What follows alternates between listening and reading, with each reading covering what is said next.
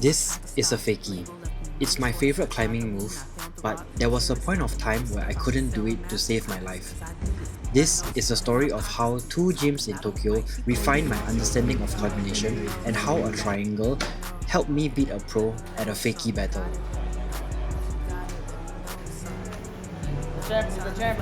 In this two-part series, we will learn more about my insights from Mabu as well as a fakie tutorial. But first, let me take you to a gym that humbled my coordination more than B-Pump ever did. This is Mabu. And from the get-go, I could tell that the setting here was a lot more dynamic.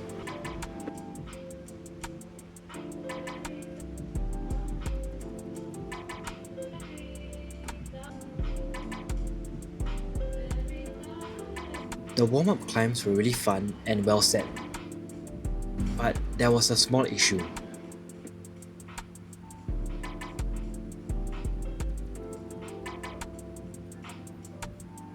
If you are curious about the grading here, I'm equally curious.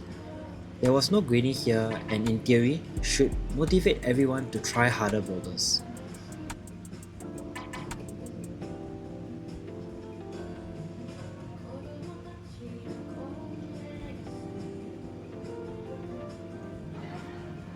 However, in practice, because of my inability to read routes, I had some difficulties warming up. But this is just a me problem.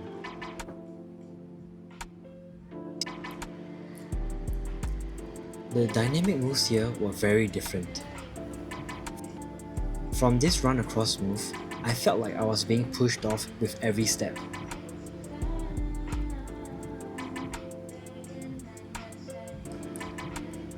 It's quite obvious in hindsight, but only the grey volumes could be universally used. So this was a false send. Trying the boulder again, I didn't expect the move to be that hard, because I kind of did it before, but it's crazy how removing one black foothold made this move feel 10 times harder. The volumes were horrible, and I felt so uncomfortable being in a corner. But there was something else that made a simple looking cordy feel so foreign. It takes a lot to move through angular positions, and Mabu had so many different wall angles that made this move feel super awkward. Let me use two boulders from Singapore to illustrate this point. Linear boulders like this with no angle changes are always flashable if you know how to do the move, whereas boulders like this with many faces are always trickier for me because I have to fight the pushing force of each wall angle. It looks like I'm still climbing horribly, but with each attempt, I'm more aware of which forces are working against me and which parts of my body I needed to engage more to do the move.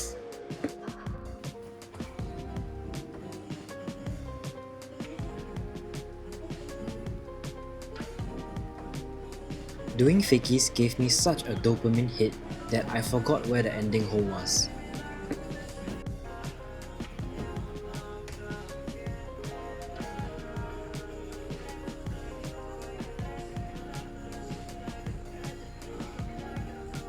Even the physical boulders had an element of an angle change.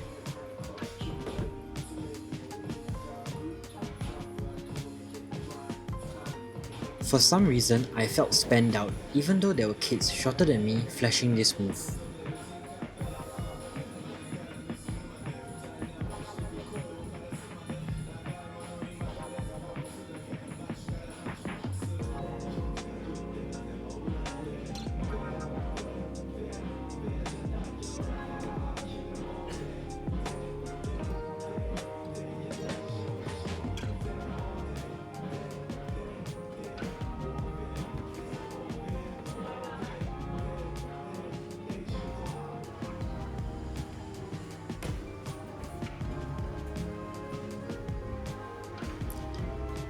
This was a super nice physical boulder that required you to lock off and reach for the next crimp.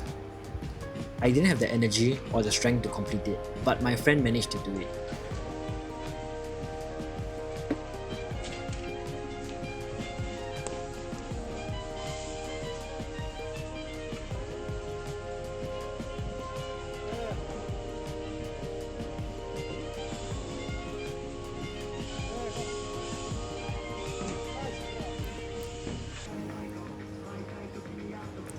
This was the quintessential Mabu boulder. It was a lache into a hold that was juggy but in an awkward orientation. The generation was hard, but being mindful of the angle changes was the crux. Too much swing and I slammed into the wall, too little and I missed it completely. Finding the balance was vexing but enjoyable. And the mats here didn't give me any chances.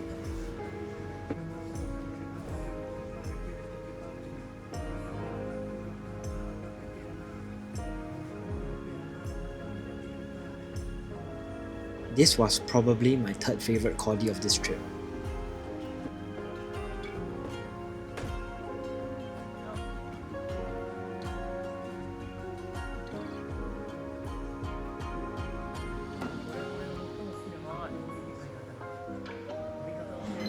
So, what did I learn from Mabu? In the past, I would watch Majdi do coordination boulders without giving it much thought. But after Mabu, I can appreciate how hard this move must have been, given the angle changes. I'm not saying I can finish this boulder, but being aware of these previously overlooked nuances is already a sign of improvement. To be precise, Mabu made me more aware of the space between my hips and the wall, and this really improved my coordination. Progress may not always look like ascent. It could be as simple as seeing the move clearer. After all, a coach can't magically make you physically stronger. But they can see something that we can't. Moving on to stone session, it had a similar vibe to Mabu, and after my trip, I found out that they had the same setters. The wall angle changes here were as prominent, and I was still struggling.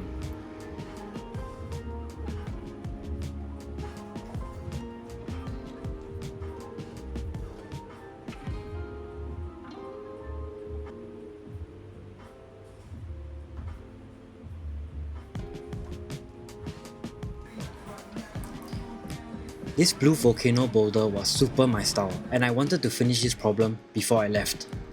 It consisted of mainly slopers, and it was like a power endurance route.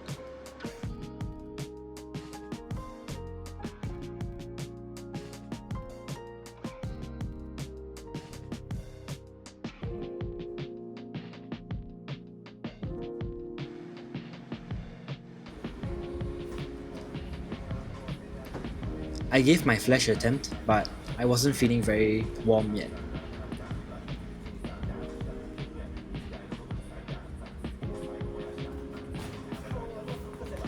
Moving on to a move that I thought I was super comfortable with, I quickly got shut down. Typically, I would dynamic static moves, but here, I felt that the static way felt more comfortable, which was a bad sign, because that meant that I didn't understand how to fakey properly.